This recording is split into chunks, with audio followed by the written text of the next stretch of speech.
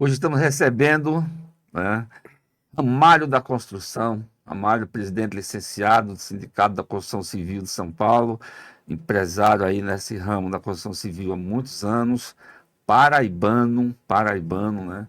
Paraibano, mas é mais paulista do que paraibano. É mais internacional do que paulista. Ramalho, bom dia, tudo bem? Bom dia, Demervaldo. Muito obrigado pelo convite. Cumprimentar aí toda a equipe técnica. As pessoas estão nos acompanhando aqui, o Hector, o Gustavo, o Fábio, né?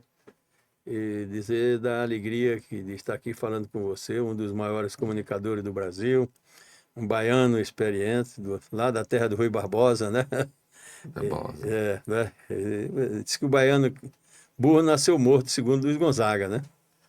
Porque não nasceu ainda. Tá certo. Mas é isso, é uma honra muito para nós ter você aqui. É bom conversar com você, sempre bom conversar com você. A gente já tem uma história aí de entrevistas bastante. Eu entrevistei o Ramalho lá na Trianon, eu estava lá na Trianon, né? Hoje a gente está aí fazendo outra coisa. É muito bom conversar com o Ramalho.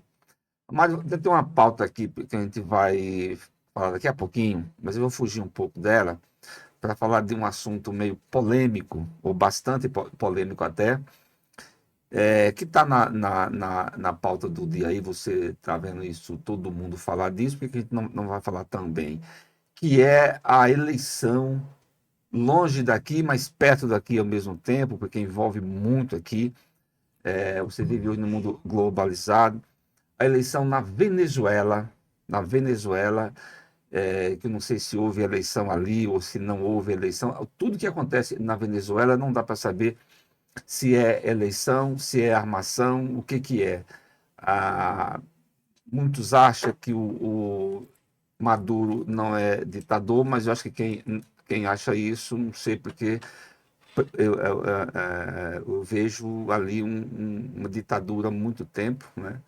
Veio a herança do Chávez e o Nicolás Maduro. A pergunta é, essa demora do presidente Lula de reconhecer ou não reconhecer as eleições na Venezuela, de reconhecer ou não reconhecer a vitória da oposição na Venezuela, e ficar pedindo ao Maduro uma lista de votação após 10 dias das eleições, que essa lista, se vir hoje, já se sabe que vai vir falsificada. Acho que essa demora do presidente Lula não vai ter uma perca para o Brasil amanhã? Olha, muito boa pergunta. Você sabe que eu sou contra qualquer ditadura, seja ela da esquerda ou seja da direita. Eu acho que as pessoas precisam ter liberdade de falar o que elas pensam, de transitar, né? E é o absurdo da Venezuela, que tem um governo que quebrou o país. Os países vizinhos que estão abrigando essas pessoas, inclusive no Brasil aqui, parece que já estão próximos aí de 1 milhão de venezuelanos que entram no Brasil. É a vergonha da vergonha do planeta. Infelizmente, tem alguns países que apoiam isso. A China é um, por razões que a gente também não Não conhece. conhece. Quanto ao governo brasileiro, eu acho que o governo brasileiro errou. O primeiro erro do governo brasileiro foi mandar um assessor para acompanhar a eleição lá. Para quê? Então, o Celso Amorim foi para lá, não entendi até agora o que ele foi fazer. Né? Reconhecer o golpe, reconhecer a facatrua do cara, né? Então não deveria ter ido. Quero parabenizá-lo, o Tribunal Eleitoral, né? Que quando ele já falou mal das nossas eleições e do Brasil, com a arrogância dele, né? Quem estiver preocupado toma um chazinho de camomila, o Supremo não mandou ninguém. O governo também não devia ter mandado. E eu acho que o Lula tem errado muito com essa posição. Porque uma coisa é você até defender a esquerda, eu não sou de esquerda nem de direita, mas também não tenho nada contra, dentro daquilo que ele faça que é bom para o povo e para o país.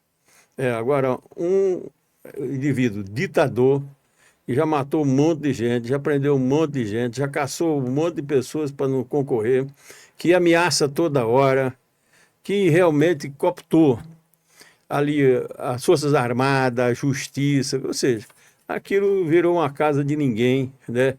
que lamento que o presidente Lula não tenha tomado uma decisão, mesmo porque a decisão é só talvez de criticar, porque ele não vai fazer o quê lá? Não tem muito o que fazer, né? Se o próprio Trump, que teve vontade de invadir aquilo, fazer acontecer, não fez, o que o Brasil vai fazer? Agora, eu quero lamentar pelos venezuelanos, que são gente boa, são pessoas, a maioria trabalhadora, de um país que tem a maior reserva de petróleo do mundo, está vivendo nessa miséria e com um carrasco que persegue as pessoas e todo mundo. Quer dizer, ele evitou de algumas pessoas e acompanhar as eleições. Ele já caçou o pessoal a vários jornais, né, de tanto jornal como rádio, televisão.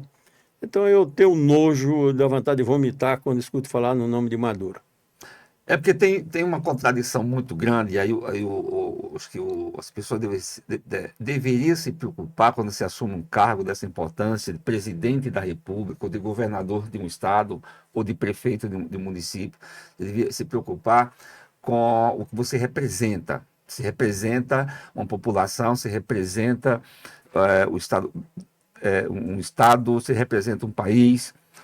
E você não pode cometer certo tipo de coisa. Por exemplo, dia 8 de outubro, em Brasília, houve, dia 8 de janeiro, logo após as eleições, houve aquela invasão dos poderes, destruição dos poderes, e houve o presidente Bolsonaro fugindo do país para os Estados Unidos, ou indo embora. Vamos retirar aqui a palavra fugir, mas pode até deixar também, ir embora, do país para não dar posse ao presidente eleito. O presidente eleito, né, agiu dentro do espírito democrático, dentro da democracia, que foi correto, mas você não pode ter duas conduções diferentes. Aí você traz o Maduro, que estava isolado no mundo politicamente, você traz o Maduro, e você fala você compara, você tira a coisa da ditadura e coloca narrativa. Muito gozado aquilo, né? Ditadura virou narrativa. E hoje, além dele não reconhecer a fraude eleitoral na Venezuela, que é clara, a ditadura, que é clara, então você não é tão democrata assim. Democrata não pode agir dessa maneira. Eu defendo a democracia, mas eu dou guarita à ditadura, porque o ditador é meu amigo. Você acha que isso vai ter uma consequência maior para o Brasil, que o Brasil vai perder essa posição de liderança que tem no mundo? Eu acho que já está perdendo. O Lula é uma liderança muito respeitada no mundo inteiro. Em qualquer país que ele chega aí, ele é recebido com tapete vermelho. Isso não é inegável. Eu acho que é o maior político de toda a história do planeta, né? Onde vai, ele é respeitado. Agora, essa situação da Venezuela, eu acho que ela vai prejudicar e prejudicar muito o presidente Lula. Inclusive o Brasil, né? Comparar o 8 de outubro, eu acho que a justiça está agindo muito bem e ele agiu com muita cautela, juntando os três poderes. E a cada dia que a justiça está mantendo as pessoas lá presas, e precisa manter presa mesmo, não importa se ele tem 200 anos ou se ele tem 30 anos, ele foi lá quebrar patrimônio público, né? Foi lá fazer coisas absurdas de sentar na cadeira de autoridade como do Supremo Tribunal, né, do Congresso Nacional. Então, todas as pessoas que participaram disso, e não tem inocente ali é por maldade mesmo, é por aquelas pessoas que têm como religião uma doença, como tem todo mundo. Tem cara, eu sou corintiano, mas não sou doente, eu sou doente mesmo, né? Lá estádio que mata o povo. Pois é, estádio, palmeirense doente, não é? Cara que se sobe em cima da Bíblia lá e fica doente. Então, a Bíblia é uma só e Deus só existe um, né? Assim, eu acho que nós não podemos juntar a coisa errada com a coisa certa. Nós precisamos... Quem prevaricou, quem errou, tem que ser punido dentro da lei. Não é como o Maduro que está punindo, é a lei dele. É o que ele manda. É o cara que cooptou as Forças Armadas, cooptou a justiça do país. E o Conselho Nacional de Eleição nem se fala. Então, a consequência, Demerval, já está tendo. Né? Eu acho que o Lula deu, lamentavelmente. Você sabe que eu votei no Lula a primeira vez, agora em 2022, né? Eu nunca tinha votado no Lula, mas sempre tive uma admiração enorme por ele, sempre respeitei. O cara que veio do Nordeste, como se diz aí, analfabeto, construiu um partido, presidente pela terceira vez, e, na minha opinião, merece respeito de todos os sentidos. Agora, essa coisa da Venezuela, eu não concordo e tenho que criticar. Como eu não tenho essa coisa de direita e de esquerda, eu sou pelo lado daquilo que é bom para o povo, né? O Bolsonaro, se ele fizer uma coisa certa, eu vou aplaudir. Uhum. Né? Se fizer uma coisa que é bom para o povo, que é bom para o Brasil, por quê? Por que eu tenho que ser contra o Bolsonaro? É que eu estou procurando o que ele fez certo. Porque ele ficou 28 anos como deputado, não tem um projeto de lei aprovado. Eu estou vendo a Tabata Amaral aí, que entrou faz 4, 5 anos, já tem 8 projetos de lei aprovados. Igual como presidente da República, fora as denúncias que estão sendo apuradas aí, a gente não sabe o que ele fez de bom para o Brasil. Mas ele tem mais de 30% da população. E se ele voltar a ser presidente, ou ser qualquer coisa, e fizer coisa boa, eu vou aplaudir, não tem isso. Eu não tenho esse negócio porque é Bolsonaro, ou porque é Lula, ou porque o cara é branco, ou porque o cara é negro, ou porque o cara é da diversidade, ou porque, enfim, eu quero trabalhar sempre com as pessoas que sejam fazendo aquilo que é bom para o povo, que é bom para a sociedade. E não vou jamais perguntar se o cara é desse ou daquele partido, se o cara é dessa ou daquela religião, né? Se o cara é grande, se é velho ou se é novo. Não importa, o cara pode ter 200 anos, mas se ele está fazendo coisa para o povo, merece aplauso. E ele pode ter 18 anos de idade, se fizer coisa errada, vai receber a nossa crítica, a minha principalmente, porque eu acho que é possível a gente construir o bem através do bem. O Mário Covas, saudoso Mário Covas, ele falava, é possível conciliar a política com a ética. Eu também acho. Uhum. É possível. Tá. Né? Eu acho que tudo bem, você tem o seu lado político, você defende uma bandeira, uma posição, mas a ética é para respeitar o outro que pensa o contrário da gente. O político é mais ou menos assim, olha, o político bom é aquele que conduz um mandato como ele conduz a vida. Não dá para você, na política, você ser de um jeito e na tua vida real você ser de outro jeito.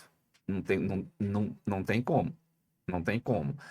E a maioria, ele é uma coisa lá e uma coisa cá. Ele veste duas camisas e aí ele passa a não saber qual camisa que ele está vestindo naquele momento e se torna o que se vê aí. Daqui a pouco nós vamos falar da força da mulher nordestina, a mulher que luta, que sofre e vem e vence na vida.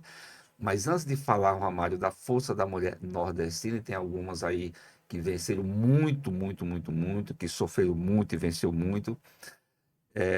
Vamos falar de uma questão que está no momento também. Nós temos aí eleição a prefeito no Brasil inteiro, em todos os municípios. Eleição esse ano de 2024, né? E os problemas da cidade pequena e grande. Eu tenho acompanhado algumas entrevistas de alguns candidatos a prefeito de São Paulo. Lá na Paraíba tem cabaça, não tem? Cabaça. Na Bahia também tem muito cabaça d'água. Tem cuia, né? Tem cuia, pega a cabaça d'água, enche a cabaça e põe na cabeça e leva para casa. E tem cuia, toma água na cuia também. Tem um candidato a prefeito de São Paulo que eu considero ele como uma cabaça d'água vazia. A cabeça dele é uma cabaça de água vazia. E ele estava falando outro dia dos moradores de rua, da proposta dele para acabar. Ele falou que vai acabar. E a moça perguntou, mas como é que você vai fazer isso? Eu falei, é fácil demais, imagina, isso é muito fácil. Eu vou pegar as ONGs, dinheiro às ONGs vai lá e tira todo mundo. Cuidar, recuperar. Aí eu falei, meu pai do céu, é fácil demais, o cara vai ser um astro de Hollywood, porque eu pego a ONG, pago as ONGs, o dinheiro está aqui, você vai lá, tira todo mundo. E eu fiquei pensando, né? Será que alguém disse a ele que o negócio está lá na ponta e o buraco é bem mais embaixo, né? Que ninguém está aqui porque quis estar, uma situação forçou de estar aqui, né? E está lá, não está aqui. Você foi deputado estadual, mas tem um assunto que eu acho mais importante, Ramalho, que é o déficit habitacional que tem nesse país e continua tendo. Você foi deputado estadual, um governo que gostava muito de construir, mas hoje tem um déficit habitacional enorme, principalmente em uma cidade com mais de 12 milhões de habitantes. Você vê alguma solução para, por exemplo, começando pela prefeitura de São Paulo, para acabar com esse déficit habitacional em São Paulo? O déficit habitacional no Brasil é de 8 milhões de famílias que não tem casa para morar. Agora, pior do que não ter casa para morar, são 28 milhões de famílias que moram em residências inadequadas. Então, é casa inacabada. Olha, 110 milhões de pessoas no Brasil, elas não são servidas por rede de esgoto. E proporcionalmente está aqui na cidade de São Paulo. 37 milhões não tem água potável. E tem um estudo da Organização Nacional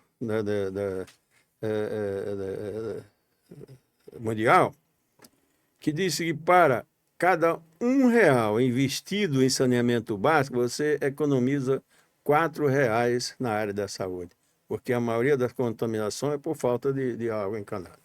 Você tocou num outro assunto muito difícil, eu não sei quem é o candidato que falou isso, mas não se resolve o problema da Cracolândia dessa forma, na minha avaliação. Eu também não sou especialista nisso. Agora, chutando aí no que eu penso, posso estar errado, resolve o problema da Cracolândia se prendesse os traficantes. Prende os traficantes. Lá atrás o buraco, não é aqui. Prende o traficante, porque esse coitado que está lá, ele é um doente. Agora, esse doente, se ele não encontrar droga, ele não vai usar droga. E ele vai chegar um momento que ele vai caminhar para ele querer um tratamento. E nós estamos fazendo isso. Nós temos algumas clínicas que nós ajudamos. Você conhece muito bem o Coronel Edson Ferrarino. Conheço. 7 mandatos como deputado estadual, eu tive 2 com ele. 40 anos cuidando da saúde mental. Ferrarino está de segunda a sexta nos canteiros de obra falando de prevenção de droga, de bebida, de doenças mentais, enfim, de todas as outras áreas. Isso é uma das coisas. São Paulo. São Paulo é uma cidade, como você disse, quase 13 milhões de habitantes, né? É uma cidade também com muitos problemas. Mas os mais simples, custaria tão pouco a prefeitura não resolve. E não resolve porque falta de leis, ou talvez porque os vereadores não tenham nenhum interesse de fazer uma lei para resolver isso. Vou dar alguns. Nós temos um problema muito sério, que é a regularização fundiária. Você pega o Centro Expandido de São Paulo, ele tem regularização fundiária total. A periferia, zero de regularização fundiária. Os empregos estão 90% no Centro Expandido de São Paulo. E nós precisamos investir em regularização fundiária da periferia e criar outras coisas para São Paulo. Mas tem algumas coisas tão fáceis de resolver, é complicado. Você quer ver o seguinte, São Paulo é a cidade que tem menos sinalização de visualizações. Eu mesmo, às vezes, já até bati o carro procurando um número na rua, na avenida. Procurando uma placa de rua, porque não tem. Então, por que não fazer uma lei simples e barata que você, em toda esquina, tem que colocar uma placa bem visível? Que o número seja padronizado com letra grande num lugar visível. Quer dizer, além de você não atrapalhar o passo do trânsito, porque o cara está lá, se não bater o carro, de trás está buzinando, está lembrando da mãe dele e de outras coisas. Como não resolver isso? Quer ver outro problema fácil de resolver, muito barato, que se faz com um projeto de lei? Era o governo, a prefeitura, assumir a manutenção das calçadas. Eu não sei por que o proprietário tem que fazer a manutenção da calçada. O governo queria dizer que é um padrão, eu vou reformar todas as calçadas. Se eu, na minha casa, quero uma calçada bonita, eu vou entrar no computador, vou conseguir um alvará, lá ele vai dizer se pode ou não pode, aí eu faço a calçada por minha conta. Porque como é que fica as calçadas de São Paulo hoje?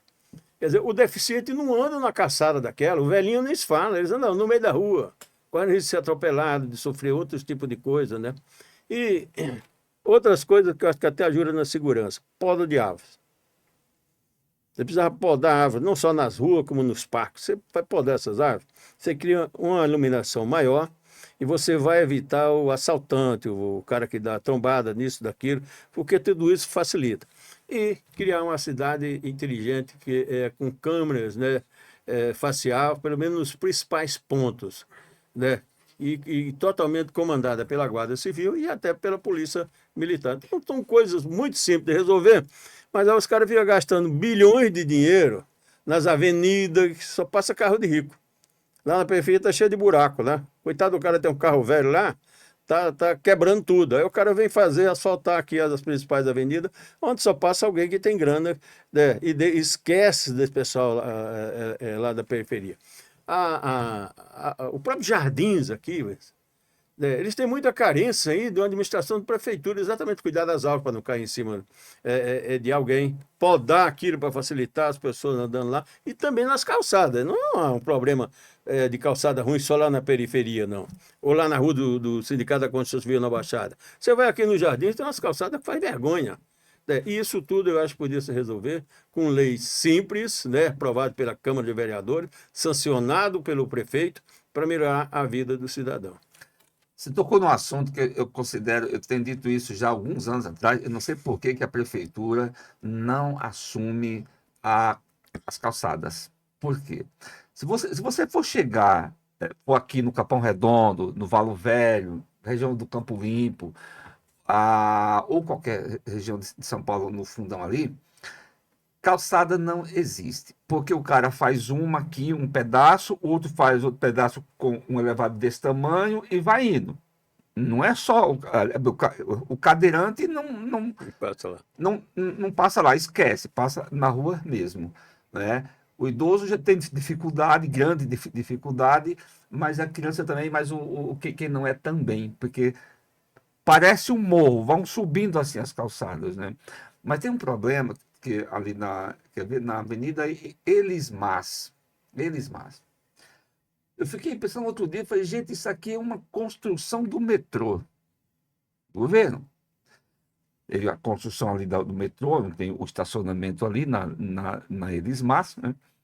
E eles constrói o muro do metrô, que aí vem os postes de luz, né? Se vem duas, um vem aqui, outro vem aqui, não dá para passar, tem que esperar um passar para passar. Mas é uma obra do metrô. Eu falei, eles não podiam ter recuado esse muro e deixado uma calçada descendo aqui, já que é uma obra do metrô, é público isso aqui. Agora tem um ponto que eu considero importante também, Ramalho, você tocou desse assunto, saneamento básico.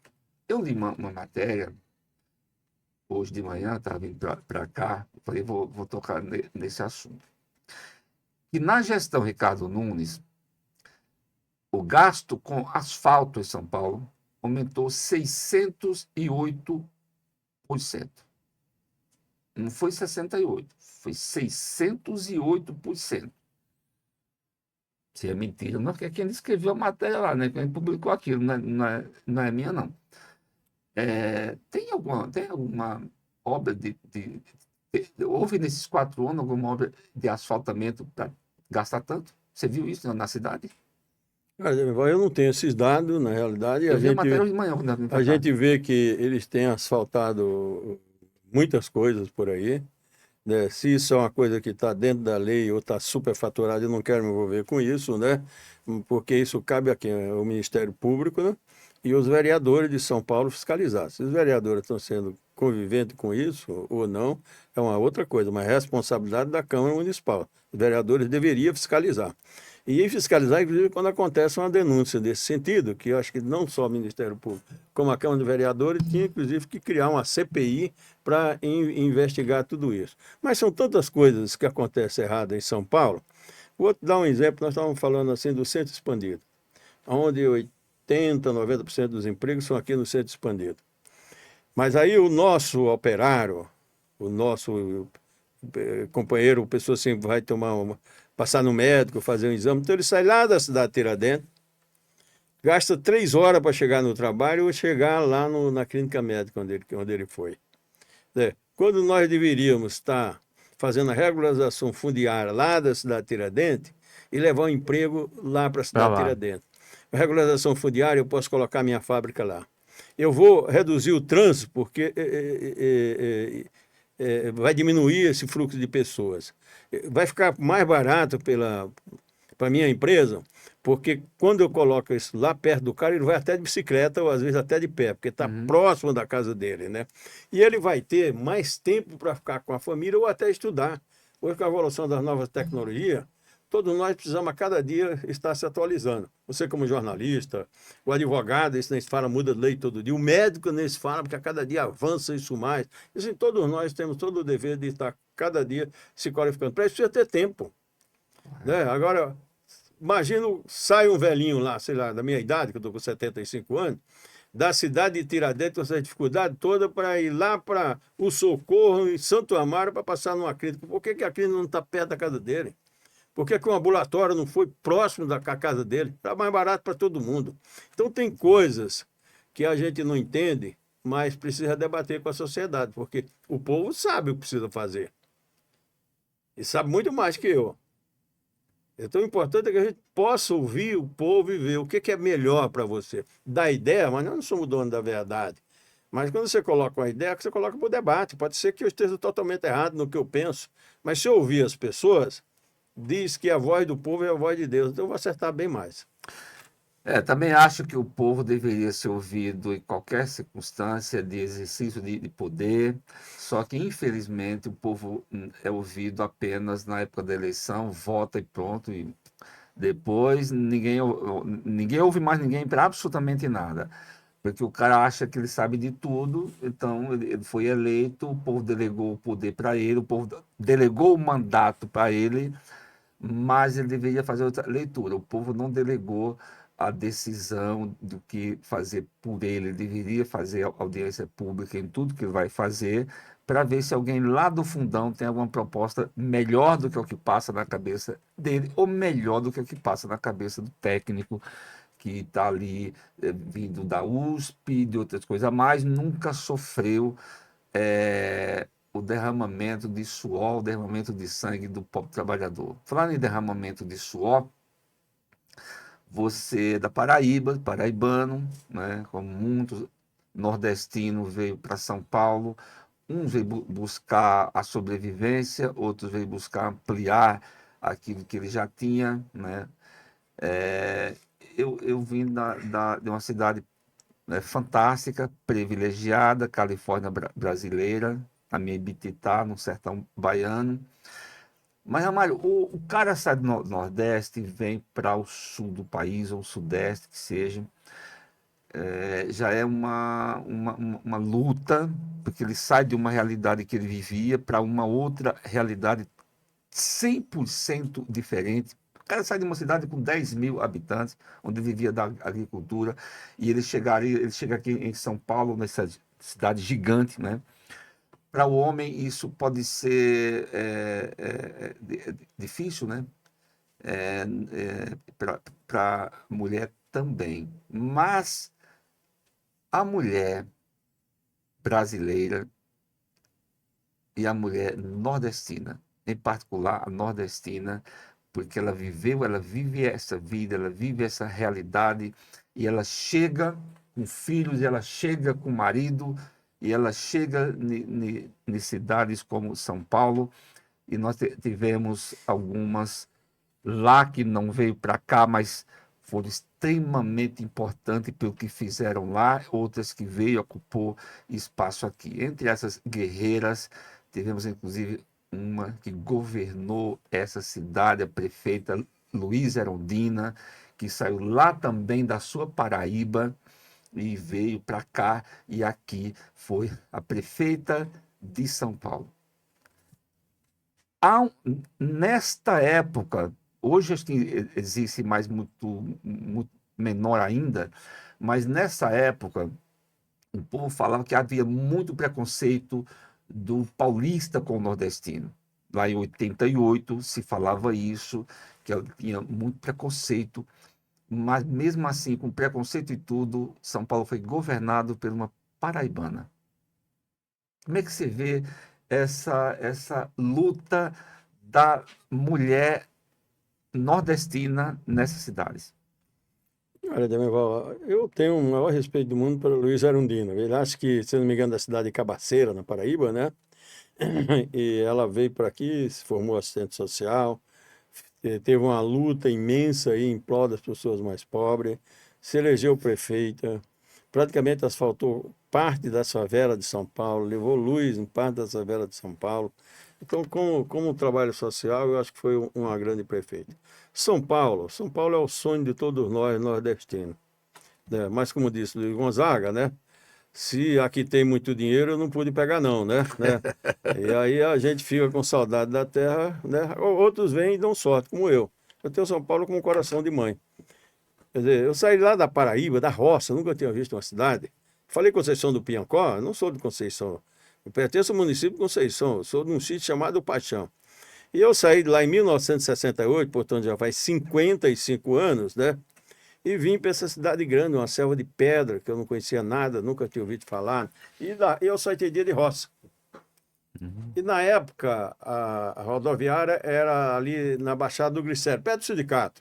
Depois é que mudou lá para Luz, depois mudou lá para Isso. Santana, né? Mas eu cheguei aqui numa época boa, que era a época do milagre econômico, onde faltava mão de obra em São Paulo e no Rio. Tanto é que eu estava entre São Paulo e Rio, que aqui todo nordestino é baiano, no Rio todo nordestino é Paraíba, né? E eu vim para aqui de ônibus. Gastei 17 dias, 27 dias. Quem vinha de Pau de Arara gastava 5. Né? Mas o meu quebrou tanto. Né? Eu tive tanto problema na estrada, né? Eu vou até falar aqui, um dos problemas maiores, né? O dono desse ônibus chamava Tinezinho, era até meu parente. Né? O motorista do ônibus era Simval, né? E quebrou lá num determinado lugar, difícil pra caramba, a embreagem, né? Disco de embreagem, Nossa, que é aquele passar marcha no carro. isso. E aí, depois de muito tempo, o Simval falou, Nezinho, Tinezinho, você vai pegar uma carona aqui e o senhor vai na cidade e tal e me compra um disco de embreagem. O melhor disco, seu Nezinho.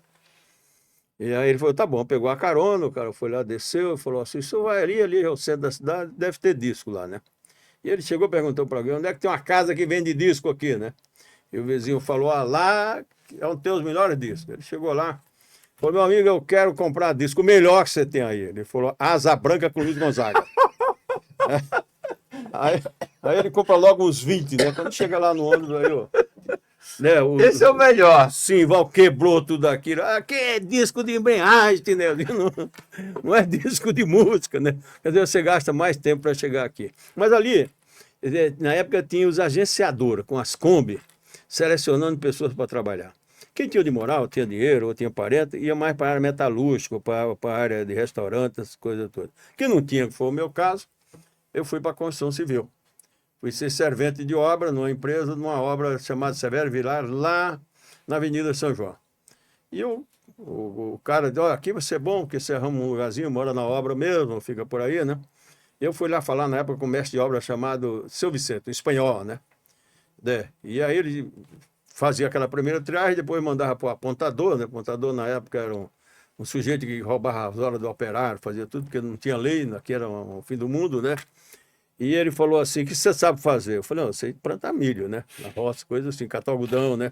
Não, mas aqui não tem milho para plantar Em e nem algodão, algodão. né? Aqui quem é carpinteiro traz uma caixa de ferramenta, encanador, eletricista. No caso de servente, você escolhe uma pá ou enxada, né? Eu nunca tinha ouvido falar em pá, cara. Né? Nossa. Enxada sim, porque eu É, trabalhava, tá né? na roça inchada. Era numa quinta-feira, nós já arrumaram um lugar improvisado para eu ficar lá no barraquinho. Aí na sexta-feira alguém falou, o senhor vai lá na rua Florêncio de Abreu, na Casa da Boia. E lá tem enxada para vender, né? Fui lá e falei, quase igual o Tinezinho, me dá a melhor enxada que você tem aí, né? Foi uma enxada de 3 polegadas, né? E aí eu comprei a melhor enxada, quando cheguei lá, acho que o cara já tirou um barato comigo, você depois, esse cara não sabe nada, Pô, que isso não é enxada para traçar massa, né? nossa. Mas enquanto eu estava ali, o pedreiro falou assim, o oficial, falou assim, menino, vai por aí e me traz uma jirica. Falei, pô, jirica, né? Aí piorou ainda, viu? Mas Jerica na Tá obra. ficando Aí complicado ia esse passando assim negócio. num lugar, tinha uma corda, peguei as cordas e estou lá procurando Jerica. Porque ele se cansou, foi lá e falou: Menino, Cadê a Jerica? cadê a Jerica? Você não vê a Jerica? Eu falei: Ô meu amigo, a corda eu achei, mas a Jerica não, né? Ele falou: O que é jirica na sua terra, né? Eu falei: Não, é Jumenta. uma jumenta, um burro de carregar as Na minha coisas. também é jumenta. Aí ele falou: Não, meu filho, jirica aqui é um negocinho de carregar concreto. Aí me explicou direitinho e tal. Mas é isso que acontece com todos nós do Nordeste que vem aqui para essa cidade grande. Até porque muitos do pessoal nosso também são meio falso, né?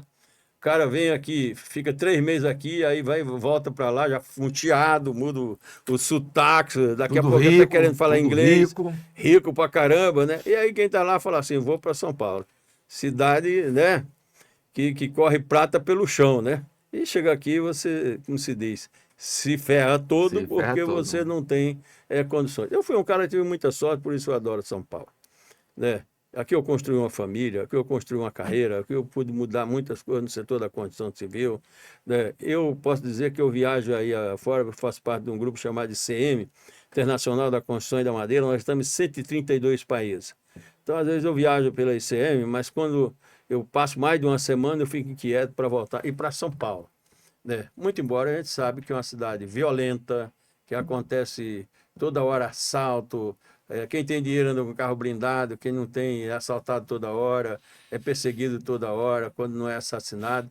Mas mesmo assim eu gosto de São Paulo e agradeço a São Paulo que me recebeu como coração de mãe. Maravilha. Paraibano aqui é.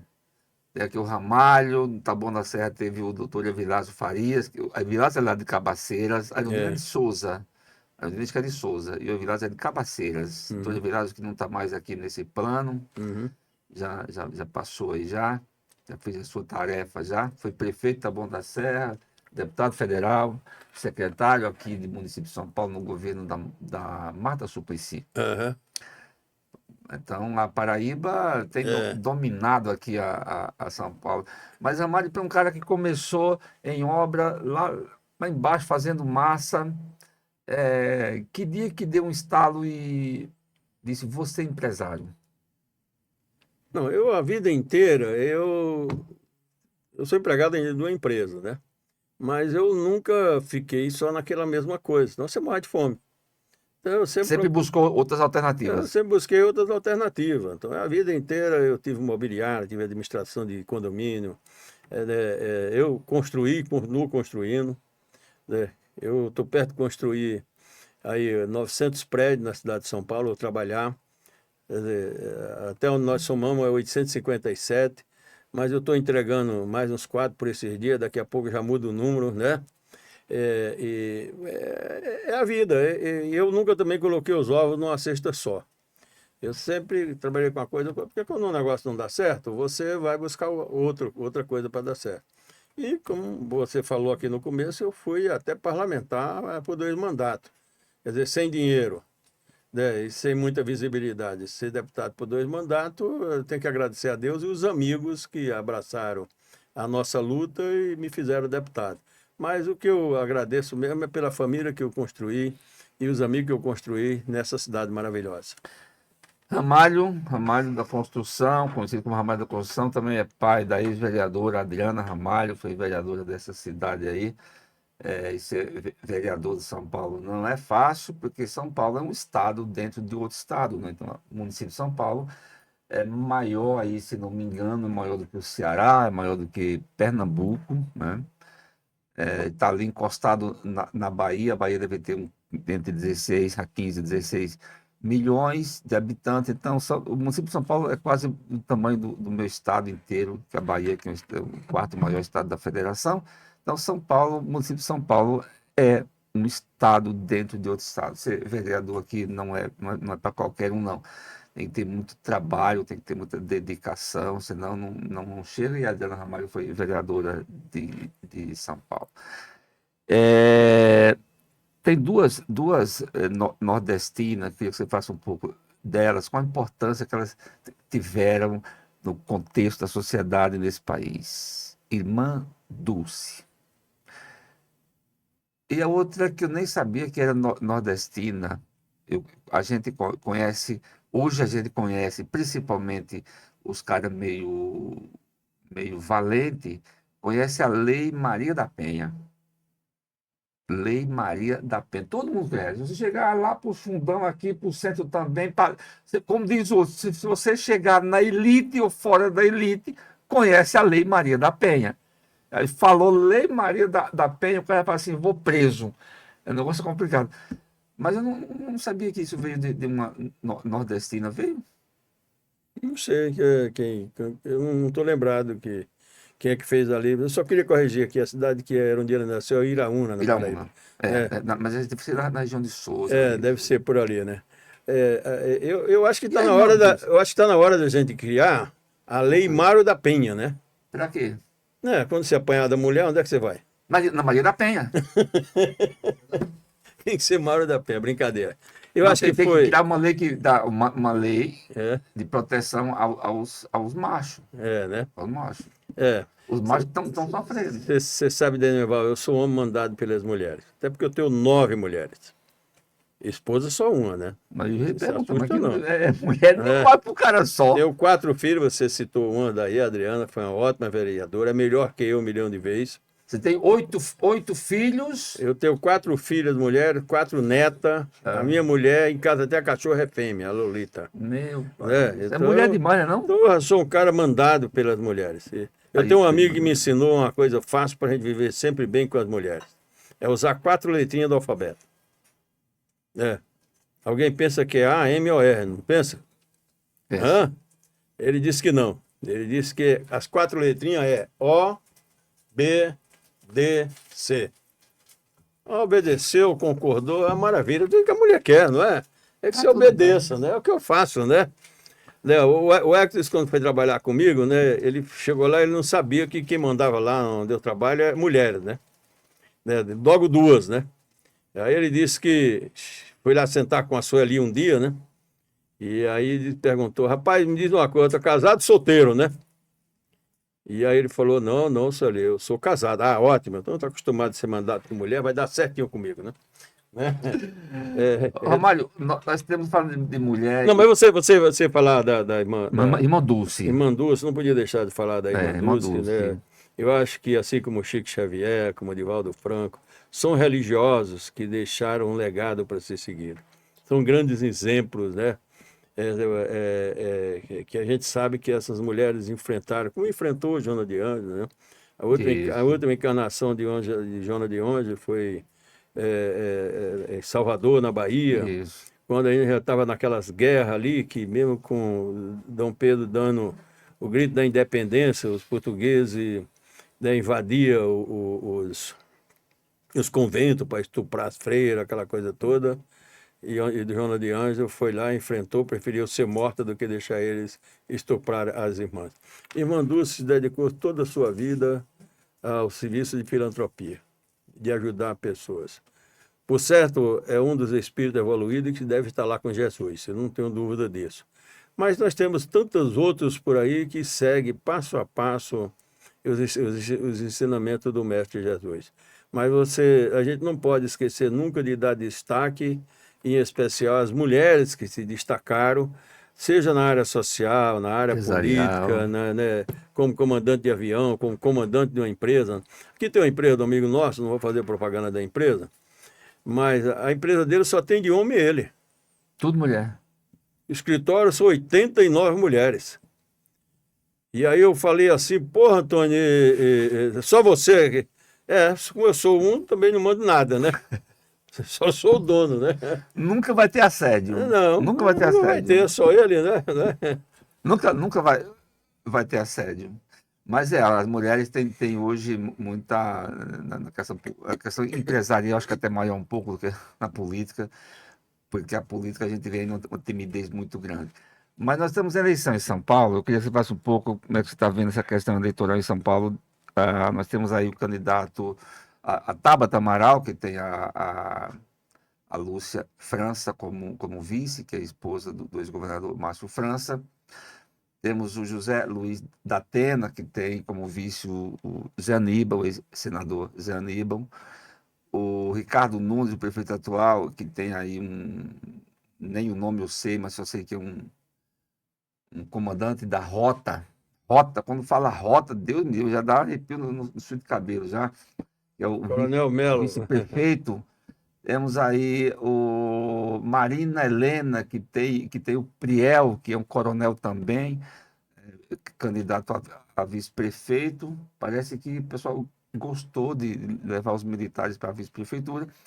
E o candidato do Ricardo Nunes, o vice dele, que foi um coronel, então, indicado, bancado e sacramentado e assinado pelo Jair Bolsonaro aí como candidato a vice-prefeito de São Paulo. Então nós temos o Ricardo, a Tabata, o Datena, e tem um outro aí que é desses que surgiu aí pelas internets, como diz o Caipira lá no Mato Grosso, pelas internets, Pablo Marçal, candidato a a governar a maior metrópole, maior cidade desse país, que é São Paulo. Vai resolver também os problemas de São Paulo, porque eu acho esse negócio de internet, sem muito sarcasmo, mas é um negócio tão doido que uma cabaça d'água vazia, eu acho uma cabaça d'água vazia, que eles têm a solução para tudo, tudo assim, vou fazer, pronto, acabou. É simples demais. O pessoal da internet, ele diz exatamente isso. Ah, isso aqui é muito simples, dá isso e pronto. Ah, isso aqui é simples, faz isso e pronto. Está tudo resolvido. Não vamos ter mais desemprego, o problema do saneamento também está resolvido, né? E o Pablo Massaro é um desses candidatos aí que veio das internet. Como é que você está vendo essa eleição de prefeito em São Paulo? Tem o Guilherme Boulos, que é o candidato do presidente Lula, que tem como vice a ex-prefeita Marta Suplicy. Então, para não fazer. Eu acho que os mais de ponta são esses, deve ter vários outros aí que eu nem sei o nome. Mas você está vendo essa pesquisa que saiu agora, que o último aí, que o Datena está com 19, o Boulos 19, o Ricardo Nunes 20. Hoje tem um outro. Tem outra, ele mudou já isso aí, esse cenário aí. Como É, é que você está vendo esse essa tá cenário? 35, né? Qual é essa que é? Atlas, né? Hoje já tem um aí. Cada Mas instituto pesquisa muda, cada instituto é, muda. Eles devem fazer numa localidade, o outro faz na outra, que é para é, não dizer depois que eles erraram. Eu escolhi aqui, onde esse aqui tem a maioria, vou escolher lá outro, onde outro tem a maioria. Esse negócio de pesquisa. Mas como é que você está vendo essa eleição? E vou te perguntar o seguinte: você acha que os debates de prefeito em São Paulo, com os candidatos que tem aí hoje, vai acontecer com nível de civilidade? olha, a eleição, Demival, a gente nunca sabe, né? Nós comentamos aqui sobre Luiz Arundina, que virou prefeito dessa cidade. Ela era a quinta colocada, né? Foi para o segundo turno e virou prefeita, né? Nós tivemos João Dória, que tinha 2% nas pesquisas, né? E ganhou as eleições no primeiro turno. As pesquisas elas são do momento. Todos os candidatos aí, pelo menos alguns são meus amigos. Ricardo Nunes é meu amigo, Boulos é meu amigo, né? O Datena não é amigo, mas é um cara conhecido. Zé Aníbal é meu irmão, né? Eu apoio a Tabata Amaral. E vou te falar por que eu apoio a Tabata Amaral. A Tabata Amaral, ela é uma parabaiana. Você sabe o que é isso, não? A Adriana falou outro dia, mas Né? é É uma mistura paulista de que paraibano fala com com baiano. baiano, né? Isso. Então, por que eu apoio a Tabata Amaral? A Tabata é uma menina que nasceu na Vila Missionária, um lugar muito simples, numa comunidade até de ocupação, com a igreja católica muito simples que estava ali. Um pai cobrador de ônibus e paraibano, que ele a perdeu para as drogas logo aos 18 anos de idade. A mãe, uma diarista, mora na Vila Missionária até hoje, mas nada disso abateu essa menina chamada Tabata. Ela continuou estudando em escola pública. Ela passou num concurso para escolher a universidade nos Estados Unidos. Ela escolheu a Universidade Harvard, né? Ela foi para lá, né, e fez duas universidades, né? Ciências políticas e como é? Astrofísica, né? E ela por tudo aquilo que ela passou, de nascer na periferia, de viver a dificuldade com um pai dependente de droga, sem dinheiro. Ela desenhando paninho de prato para vender nas escolas. Ela fez as 2 universidades e volta para o Brasil para ser candidata a deputada federal. 258 mil votos na primeira eleição. Quase 400 mil na segunda eleição. Mas ela não parou só por aí. Além dos projetos que ela já fez, aí, pé de meia, né, absorvente para as crianças nas escolas, e, enfim. Ela quis ser candidata à prefeitura da maior cidade da América do Sul, São Paulo. E eu acho que ela quis ser para que ela possa ter a oportunidade, talvez, de fazer muito daqueles projetos que eu pontuei aqui no começo do programa, que são projetos simples. Você falou, os caras prometem isso, um passo de massa, mas nem sei, para mim, eu não posso falar dele porque eu não conheço. Para mim é doido, né, se for ver pelas as entrevistas dele, mas não tenho aqui que está apontando o dedo para ninguém. Mas eu quero te dizer o seguinte, é fácil falar as coisas, mas eu quero lembrar para ir para o seu público que o povo do Brasil, do planeta, principalmente de São Paulo, são muito inteligentes. Quem achar que vai enganar o povo com mentira, vai quebrar a cara. E nós já tivemos alguns que quebraram a cara aí, e já está bem baixo da bola aí, porque o pessoal fez o seguinte, eu vou votar no cara porque ele prometeu, ele não faz mais nada. E aí começa a ficar falando assim, olha, o que esse cara vai fazer? Né? Tem uns absurdos. Agora eu vou colocar um monte de propostas. Eu não tenho dúvida que o eleitor vai escolher quem pode fazer, quem deve fazer, quem conhece, quem sentiu na pele a dificuldade. Quem precisa do prefeito, para valer mesmo, é o pessoal mais pobre. É o cara que estuda em escola pública. É o cara que vai no posto de saúde da prefeitura, passar na área da saúde. É aquele que precisa de um transporte público para ele chegar no trabalho e um transporte decente. O rico vai de helicóptero, ou vai de carrão. E se as coisas não estiverem boas aqui, nós vamos montar a empresa em outro lugar.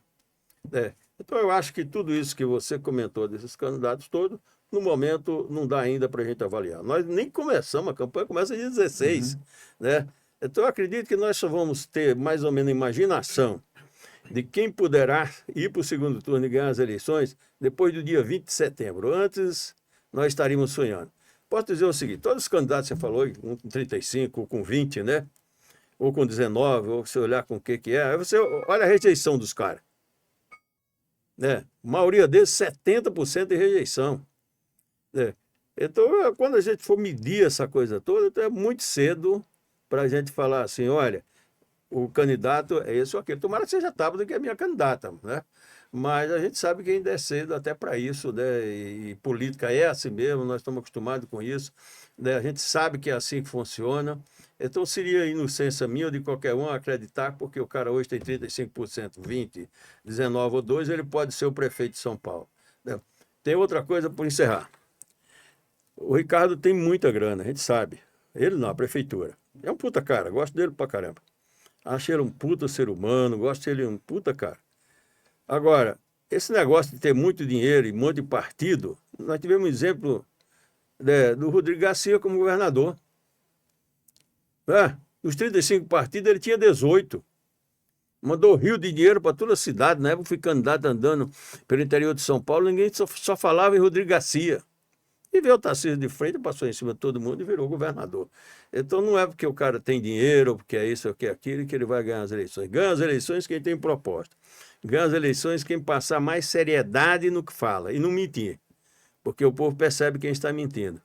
E eu espero que o eleitor de São Paulo escolha o melhor para governar essa cidade, que eu tenho com um coração de mãe. Né? Eu sou paraibano, mas eu tenho mais tempo em São Paulo que na Paraíba, 75 anos. Cheguei aqui com 18. Então eu devo muito para São Paulo e quero que o eleitor de São Paulo escolha o melhor para administrar São Paulo. É isso aí, a gente não deve esquecer, deve estar sempre lembrando também, na questão do exemplo da prefeita Erundina, que em 85, aqui alguns anos atrás aqui, no dia da eleição, o Fernando Henrique Cardoso, ex-presidente da República, sentou na cadeira de prefeito como se já vou assumir aqui o meu mandato, estou eleito, e no final da eleição, quando abriu as urnas, e como diz o outro, como urna fala, voto fala, quando a urna falou que o prefeito foi Jânio da Silva Quadros, que ninguém esquece do Jânio desinfetando a cadeira de prefeito com desinfetante que o Fernando Henrique sentou. Então, São Paulo e em qualquer lugar do país, a eleição às vezes você ganha quando fecha as urnas, 17 horas no último voto, alguém vai lá e dá o voto nessa candidata ele é eleito. Você pode nos encontrar no canal do YouTube, né? Também eu estou lá com o Papa da Comunicação, o Demerval Pereira. Inscrever no nosso canal, acompanhar aqui as nossas entrevistas, são todas muito boas. Hoje nós estamos aqui recebendo o Ramário da Construção, empresário de sucesso desse país. Talvez o empresário aqui da construção civil que mais viaja para o estrangeiro, para as Europa, lá como diz o outro, a busca de parceria, a busca de emprego para o cidadão. Mais uma pergunta, falando de parceria e de emprego. Eu não sei quanto ganha um servente de pedreiro em São Paulo, mas eu também fui servente de pedreiro aqui quando cheguei em 75, né? Eu não sei hoje quanto ganha, mas você sabe quanto ganha, é a tua área. Quanto ganha um servente de pedreiro em Portugal? Não, Em dinheiro nosso aqui. pedreiro em São Paulo, aqui, ele ganha R$ 2.066 Pedreiro, por mês. Pedreiro não, um ajudante. o ajudante, o Pedreiro servente. ganha R$ 2.513. É um pouquinho bem maior do que o salário mínimo, né? Agora, cada país, eles têm um salário, né? Totalmente diferente. Um pedreiro em Portugal ganha 3.000 euros, Que né? dá. Se você multiplicar aí por 6, dá 18 mil reais, né? Se você considerar que 18 mil reais em Portugal é mais do que 2,5 aqui, tem mais dúvida, né? Eu tenho mais dúvida, porque o custo de vida é Custo de alto vida é também, alto. é alto. Aí você vai para a Suíça, Então não compensa muito. não compensa tanto assim, né? Você vai para a Suíça, né? A Suíça, um pedreiro ganha aproximadamente, o salário mínimo da Suíça é 5 mil francos, um pouquinho mais do que o euros, né? Agora, quanto custa o custo de vida na Suíça? Apartamentinho de um dormitório lá custa 2.600 francos suíços, Dá aluguel? de aluguel, um dormitóriozinho. Aí o cara ganha 5, O cara ganha metade 5, já ficou lá. metade já foi. Aí você tem água, luz, comida, a coisa mais cara do mundo. Então, se você colocar na balança, só se o cara for lá para passar fome, como muitos de nós também mesmo no Nordeste, para sobreviver aqui, a gente tinha que passar fome, né? Tinha que dormir no alojamento, debaixo da lona, não sei aonde, né? Mas, por outro lado, você deixa de viver. Falta aí uma qualidade de vida, né? E quando muda muito, você vai para os Estados Unidos, né? Estados Unidos, nós temos uma perversidade nova. O CDN está nos Estados Unidos já em 31 cidades. Nós estamos lá. E nós estamos acompanhando muito essa organização do Centro Democrático dos Nordestinos, o que acontece principalmente com o latino nos Estados Unidos. E aí a gente vê o seguinte, um pedreiro nos Estados Unidos, se ele tiver registrado lá numa empresa e pelo sindicato, o cara fala, mas o Brasil tem muito sindicato, 11 mil sindicatos de trabalhadores, 6 mil de patrão. Estados Unidos tem 2 milhões de sindicatos. 2 milhões. E aí, se o cara tiver tudo bonitinho, ele ganha mais ou menos bem. Se não tiver, ele fica clandestino nos Estados Unidos. E sabe por que ele é explorado? Pelos brasileiros. É o cara que vai lá, montou uma empresinha, aí vai levando o cara próprio clandestino. brasileiro explora do brasileiro. Explora do brasileiro. O brasileiro adora explorar. Pois é. Gente do céu, até lá fora os Pois caras então, ao invés dele pagar 20 mil dólares pro pedreiro, lá ele paga 2. E ainda fala assim, se você reclamar, você é exportado. É preso, vai ficar aqui um tempo, para depois ser exportado para lá. Ele não tem férias, não tem 10%, não tem nada, não tem lei, não existe essa lei. Ele é um contratinho. Quem está legalizado pelo sindicato tem, porque tem pelo menos um contrato coletivo. Na clandestinidade, ele tem, como fala um diretor meu, já falecido do sindicato, chamado Francisco Coelho, fala bocalmente, né? E essa coisa vocalmente não vale, às vezes, só quando o cara é muito homem mesmo, também por origem, eu quando dou uma palavra não volto atrás. Eu tinha um irmão chamado Campo Machado, né? Que ele falava assim, olha, é, palavra dada é flecha lançada, não tem como voltar atrás. Mas pouquíssimos homens pensam igual pensa o Campo Machado, eu também sou assim, e tantos outros. Tem, mas é bem muito pouco. A maioria, nem assinando documento, ainda cumpre, né? Você assina um cheque e depois diz que a assinatura é falsificada, né? Mas isso é relativo, né? Por isso, eu acho que para ir para esses países, eles precisam estar realmente bem orientado, ter alguém lá para que a gente possa ter sucesso. Eu recebi esses dias atrás um pedido para 50 mil operários para Israel. Aí eu mandei um assessor nosso lá, o Rafael Queiroz, né? E aí quando ele trouxe a proposta de lá, eu ainda falei, se a gente levar, vamos levar 5 ou 6 pessoas só para experimentar. Que até você vai para Israel, que a lei é que eles fazem lá, como é que você faz lá, né? Não tem como fazer. Então eu quero dizer que eu vou sempre defender emprego no Brasil. Né? O cara viva bem, tenha dignidade, que tenha moradia. Você falou no déficit habitacional. Né? Nós temos o maior programa de habitacional feito pelo próprio governo, agora mesmo com pouco dinheiro. Mas no passado nós construímos 5 milhões de moradia. Né? Então tudo isso a gente pode crescer nesse país que já é a 8ª economia do mundo. Tem 42 milhões de pessoas vivendo fazendo serviço aqui ou acolá, 35 milhões que ganham menos do que um salário mínimo, né? E tem mais de 9 milhões de desempregados. Alguns por falta de qualificação, ou até de preguiça mesmo, porque tem uns caras que não gostam de trabalhar, né? Ele vai se acostumando, você paga a mulher pagar as contas dele, a avó pagar, a sogra paga. Eu tenho uma menina que trabalha comigo, coitada, ela tem um marmanjo lá com 20 anos de idade, o cara não trabalha, ela que dá comida pro cara, dá roupa, dá comida, né? Acho que também porque quer fazer isso. Filho meu pôs para trabalhar desde os 9 anos. Falei, não vou dar nada para você não, vai trabalhar, cara. Até porque hoje você tem, falo isso muito para Adriana, você hoje tem muito que crescer na vida, porque vocês têm um nome, vocês é filho do Ramalho. Eu cresci nisso aqui, eu não era filho de ninguém, não, filho de, né? Filho da chocadeira, sei lá, ninguém sabia que era meu pai, né?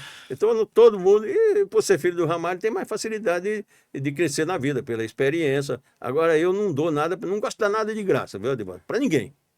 Acerta, então, isso aí, você que está acompanhando a gente aí, vai acompanhar a gente aí, olha, que está pensando em ir embora, meu amigo, o Brasil é o melhor país para se viver, para se criar, para se crescer. Você ouviu aí a fala de um cara que vive isso, que conhece isso, de, como diz outro, de cós salteado, então cuidado, fica aqui mesmo.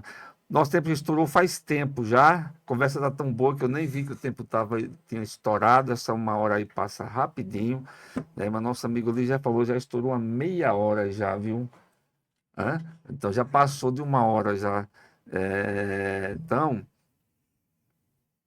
deixar um recado para você, né? Esse ano tem eleição de prefeito, eleição de vereador. Vereador, às vezes as pessoas não dão muita importância. Ah, eu voto em qualquer um. Não é bem assim, não é bem assim, né? Vereador tem que ter tem uma responsabilidade muito grande, porque ele é o vereador, é ele que faz as leis no município, é ele que faz cumprir essas leis no município, é ele que fiscaliza o executivo no município. E aí, quando não fiscaliza, acontece muita coisa aí que você sabe o quê. Então, toma cuidado nessa eleição de vereador, presta bem atenção em quem você vai votar, presta bem atenção na seriedade da pessoa e na história dela, viu? Às vezes o cara vota, vou votar aqui num cidadão porque ele é bonitinho, porque ele fala bonitinho, porque ele chegou aqui num carrão, ou porque lá na rede social, lá nas mídias digital, ele faz um monte de coisa que o povo chama de conteúdo, e que, meu amigo, como eu aprendi outra coisa sobre conteúdo, Ramalho, eu aprendi outra coisa. Eu fico pensando o que significa conteúdo hoje para essa gente. Porque conteúdo das mídias digital hoje, para mim, aquilo é papel higiênico na lata de lixo, não conteúdo. Deveria ter outro nome. Estão ferindo muito a palavra conteúdo, né? Então, você vota num cara desse, ele vai fiscalizar o poder executivo.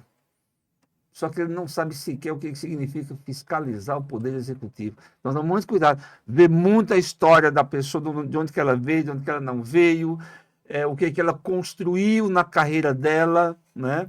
Quem construiu uma carreira com dignidade, quem construiu uma carreira de sucesso. Então, vai ter aí um mandato de sucesso. Mas eu acho que a gente já está estourado aqui, mas eu queria só fazer uma pergunta rapidinho para você, mesmo já estando estourado aqui.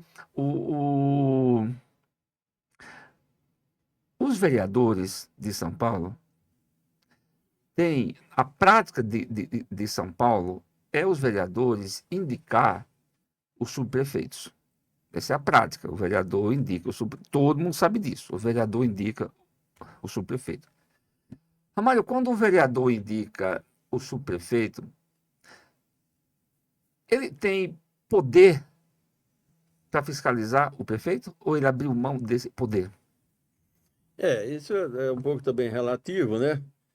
Primeiro que esse negócio de prefeitura regional é um engano que eu gosto, né? Ela não tem dinheiro, você não tem tanto poder assim para fazer, você praticamente vai cuidar de zeladoria que às vezes não cuida, né? E acaba esbarrando na bancada que apoia o governo. São 55 vereadores. Se o prefeito tiver aí 28, 29, né? Esses vão estar sempre com o prefeito, ele acertando ou errando, né? Ressalvando algumas exceções que às vezes não acompanham. Você sabe que eu fui deputado por 2 mandatos. Amigo, irmão do Geraldo Alckmin, né? Mas quando os projetos, era projeto que eu achava que não era bom para o povo, eu ia até o gabinete dele e falava, governador, vou votar contra. Mesmo até porque você não precisa do meu voto. Você tem 76 deputado. Mas eu vou votar contra. E ele ainda às vezes, não, tudo bem, que eu votar contra, vota, mas vê se você se abstém, né? Não vai na Não votação. atrapalha muito. Né? Mas eu nunca fui nessa, não ia lá e votava contra mesmo. Está registrado nos anais até hoje que era contra. Eu nunca fui punido com ele por isso. Até hoje eu tenho um respeito enorme por ele por mim. O Geraldo manda mensagem para mim praticamente todos os dias. Eu quase não mando para ele, porque eu não quero incomodar um ministro, vice-presidente da República, né? Eu só mando a mensagem para ele realmente quando eu preciso. Mas ele está sempre mandando como é que está, como não está. Então eu tenho um carinho enorme, um respeito enorme pelo Geraldo Alckmin. Agora, é o sistema. É assim que funciona. Né? E não vamos se enganar que vai fazer diferente. O cara só faz diferente se ele não estiver no poder. Se ele estiver no poder, ele vai seguir o prefeito, vai seguir as orientações. Né? Eu espero que a Tabata seja prefeita e nós possamos fazer aquilo que é bom para o povo, né? Que a gente possa realmente vir em São Paulo, a gente lutar para que o pessoal mais pobre tenha oportunidade e ficar longe de corrupção. Demerval, eu fui deputado por 2 mandatos. Eu desafio qualquer um assessor que trabalhou comigo que tenha me pagado um cafezinho. E quando eu cheguei na Assembleia Legislativa, eu tinha a prática rachadinha com alguns, né? Isso. Né? O que trabalhou nele sabe disso. Né? E aí era uma pressão danada em cima dos meus assessores. Falaram, quanto você devolve para o deputado? O cara, 0. Né? Porque eu quero ter autonomia para no dia que aquele assessor errar, eu pôr ele no olho da rua, não quero saber. Você está ali para trabalhar para a sociedade. E eu fui eleito para representar a sociedade. Né? Então, isso não tem nenhuma coisa de a gente levar vantagem. Política, no caso do vereador, o vereador ganha 15 mil reais por mês. Né? Não é por causa de salário. Você está ali para servir as pessoas. O Campo Machado conversou uma vez comigo, quando resolveu pedir para ser candidato, o pré-candidato, infelizmente ele morreu. Ele falou, Ramalho, eu fiquei 9 mandatos como deputado estadual. Perdi 1. E eu queria voltar em 2026 como deputado. Não é dinheiro, não. Dinheiro eu tenho muito, Ramalho. Meu irmão, eu tenho 645 municípios, como deputado eu ajudava. Sem ter um mandato eu não ajudo. Eu quero ajudar pessoas. Então, a política, o político, como dizia o saudoso Campo Machado, é para servir, é para ajudar as pessoas. Se não for, nem seja. Imagina o cara, o grande jurista que era o Campo Machado, que ganhava milhões por mês aí em ações de processo. mandato de deputado que é R$ 25.000, isso não interessava para ele de jeito nenhum. Mas ele estava ali como missão para servir os municípios, servir as pessoas mais pobres, levar a escola, levar a ambulância, levar a saúde, né? Levar transporte, levar educação. Eu acho que é essa a função de todos nós que temos compromisso com a vida pública. Parabéns, parabéns mesmo. Eu também eu fui assessor parlamentar por 28 anos. E os meus ex-chefes também têm essa mesma conduta tua. Mas eu lembro que quando a gente ia na Câmara Municipal, eu fiquei 18 anos na Câmara. Uhum. Eu lembro que quando eu ia no banheiro, no corredor, você encontrava as pessoas, outros assessores lá, aí eles falavam assim, quando você devolve? Eu falei, como devolve? Não devolvo nada. Mas o teu chefe nunca te pediu? Eu falei, não. Nunca me pediu um tostão. Se me pedir, eu não devolvo, não. Eu peço demissão e vou embora. É isso aí. Dá dinheiro a marmanjo? Não vou. Então, essa coisa de dar dinheiro aos parlamentares, de fazer essa devolução, essa bendita rachadinha, isso era natural, natural. As pessoas comentavam isso, natural.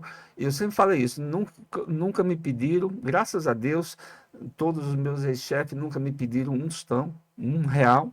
Também sempre disse isso.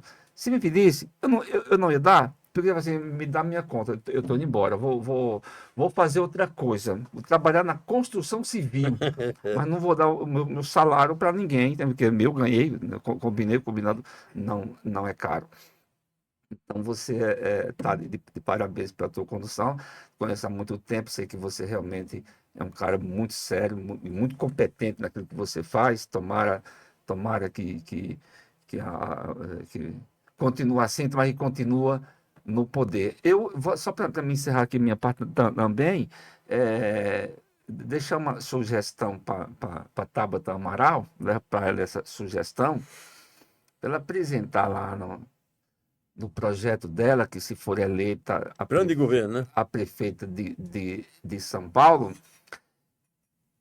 mudar duas coisas. Uma, a palavra subprefeito para administrador regional, como era antes, e que esse administrador regional seja escolhido pela votação do povo do bairro.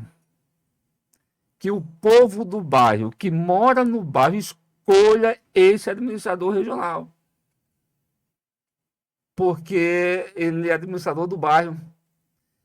Eu duvido que se chegar hoje no Campo Limpo, na tal da subprefeitura do Campo Limpo, fizer uma pesquisa com a população do Campo Limpo, que é grande, aquela subprefeitura é grande, que ela pega ali a Vila Andrade também, tudo aquilo ali, e fizer uma pesquisa ali, eu duvido, e aposto com qualquer um, que 98% não sabe quem é o subprefeito do Campo Limpo. Porque eu não sei. Te juro, se me perguntar quem é, não faço a menor ideia quem é. E ele é o cara imediato ali, junto com o povo. Mas, então, se o povo não te conhece, tem algo errado. O povo não conhece nem o prefeito principal. Pois é, imagina o subprefeito. Então, eu acho que a Tabata Amaral deveria colocar isso, viu, como proposta. Muda de subprefeito, porque não tem nada a ver esse nome, essa nomenclatura aí, está tudo errado. Ele é um administrador regional, ele não é um subprefeito. Ele é um administrador regional. E que ele seja escolhido pela população do bairro, lá da administração onde ele vai governar. O povo vai adorar isso.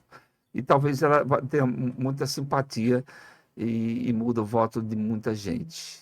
As suas considerações finais, e você pode deixar o recado que você quiser para a população. O microfone é teu. Não, agradecer a você, Demival, a toda essa equipe técnica que nos acompanhou aí, agradecer os seus telespectadores. Eu tenho um amigo, nós falamos dele também no começo do programa, chama Fernando Capiz, né? Eu fui o primeiro que assinei uma lista e defendia ele na presidência da Assembleia Legislativa. E ele, quando abria as sessões, ele falava ramalho da construção, construindo alianças, né? Então eu continuo com essa frase, construir aliança. E essas alianças eu quero construir com todo mundo. Com você, com o prefeito que tiver em exercício, seja quem for o prefeito, como se diz, ou eu vou trabalhar com ele ou vou ser oposição a ele, né? né? Como dizia Zagallo, ele vai ter que me engolir, né? De uma forma ou de outra, né? Mas isso tudo nós vamos esperar aí, 6 de outubro, para a gente ver quem será o prefeito, ou ir para o segundo turno, porque ainda tem segundo turno com certeza, quem são os 55 vereadores eleitos no dia 6, e o compromisso que eles vão ter com a população de São Paulo, como você disse, são quase 13 milhões de habitantes. E ainda tem em São Paulo muitos dos bairros que as pessoas não são registradas ainda.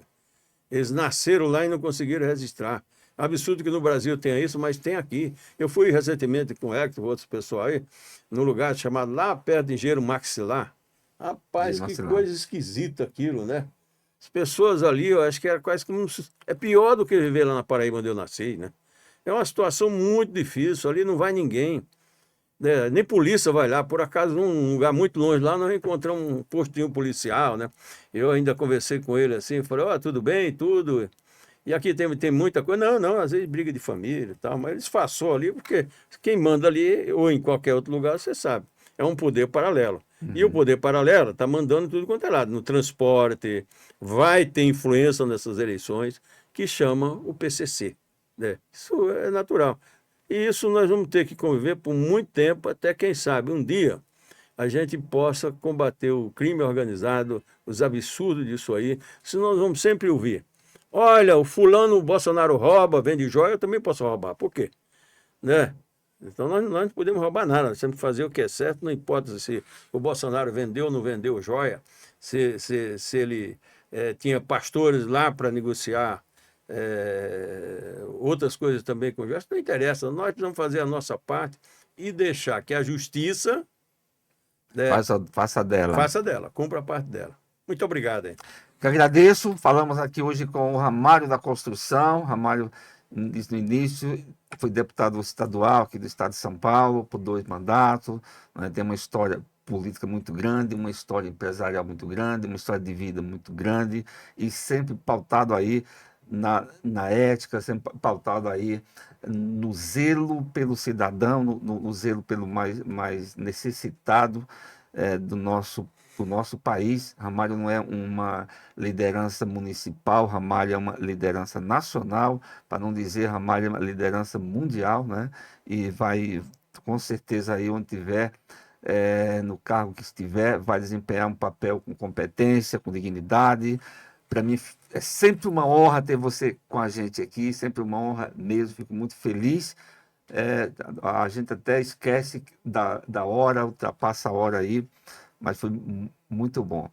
Dizendo para o eleitor de São Paulo, toma cuidado quando for votar nessa eleição, pesquise principalmente o vereador que você vai votar, cuidado aí com as cabaças d'água vazia, porque é complicado, viu?